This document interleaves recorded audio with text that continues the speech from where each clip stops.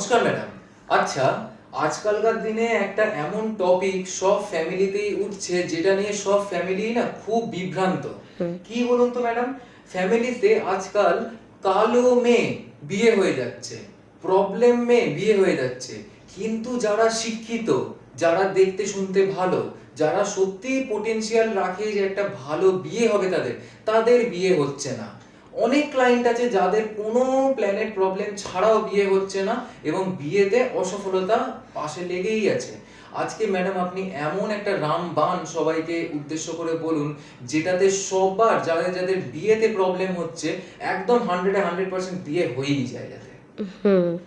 হ্যাঁ, এটা হ্যাঁ কিন্তু আজকাল কমন খুব যে বিয়ে হচ্ছে না। বেশিরভাগ মানুষেরই আমি প্রবলেম দেখি, আমার কাছে অনেকে আসেন, জিজ্ঞাসা করেন যে ম্যাম যাই করে নিচ্ছি না কেন বিয়ে কিছুতেই আমার হচ্ছে না, অনেক দিন হয়ে গেছে। অনেকের আছেন 42 ইয়ার্স ওল্ড হয়ে গেছেন, ভালো চাকরি করেন, তবুও বিয়ে হচ্ছে না। তারা অনেকেই আমাকে কমেন্টও করেছেন যে আমাকে প্লিজ একটা রেমেডি ভালো বলুন যাতে করে আমার যাতে বিয়ে হয়ে যায়। তো হ্যাঁ, আজকে আমি যে এই অ্যাস্ট্রোলজিটা শিখেছি আমার বাবার কাছ থেকে, যিনি আমার গুরুদেব সত্যি কথা বলতে, তার কাছেও এরকম অনেকেই আসতেন এই বিয়ের জনিত প্রবলেম নিয়ে, যে বিয়ে হচ্ছে না। তো ওনাকেই আমি দেখতাম যে তাদেরকে একটা রেমেডি দিতে। তো আমার নিজের চোখে দেখা, তারা এই রেমেডিটা করার ফলে কিন্তু তাদের অনেকের বিয়ে হয়েছে। তো অনেকেই জিজ্ঞাসা করেন বিয়ে কেন হয় না।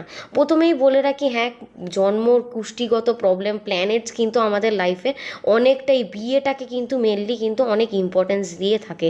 তো আমাদের এই সপ্তম ঘর, মানে লগ্ন থেকে যে সপ্তম ঘর, রাশি থেকে সপ্তম ঘর, এই সপ্তম ঘর থেকেই তো বিবাহ বিচার করা হয়ে থাকে। এছাড়াও পঞ্চম ঘরটাও দেখা হয়। তো এখানে বিবাহের ঘরে যদি, মানে 7th হাউসে যদি শনি বলুন বা কেতু বা এদিকে হচ্ছে রাহু বা মঙ্গল, এই রকম ধরনের গ্রহরা বসে থাকে, শনি শনি বসে থাকলে যেমন বিবাহ লেটে হয়, হয় অনেকের আবার হয়ই না। কেতু থাকলে বিবাহে অনীহা হয়, মানে বিবাহ করতে মন চায় না। তো এই কারণগুলো হয়ে থাকে। মঙ্গল থাকলে যেমন ভৌমদোষ বা মাঙ্গলিক দোষ হয়ে থাকে। তো এই সব নানা রকম কারণের জন্য কিন্তু অনেকের বিয়ে হতে চায় না। এবার রেমিডিটা কি, কি করলে আমার বিবাহ হবে? আমার নিজে দেখা, আমার বাবা দিতেন, আমার নিজে দেখা টেস্টেড রেমিডি তারা করার ফলে হয়েছে। কি করতে হবে? একটা মানে লেবু, যে কমলা লেবু হয়, সেটা আপনারা বাজার থেকে এক দামে কিনবেন। যেদিনকে পূর্ণিমা থাকবে বিশেষ করে সেদিন করার এটা চেষ্টা করবেন। তো এক দামে কিনবেন, কিনে নিয়ে চলে আসবেন বাড়িতে। সন্ধেবেলা যখন হবে তখন চাঁদ দেখতে দেখতে বাড়ি থেকে বেরোবেন, মানে চাঁদ দেখবেন।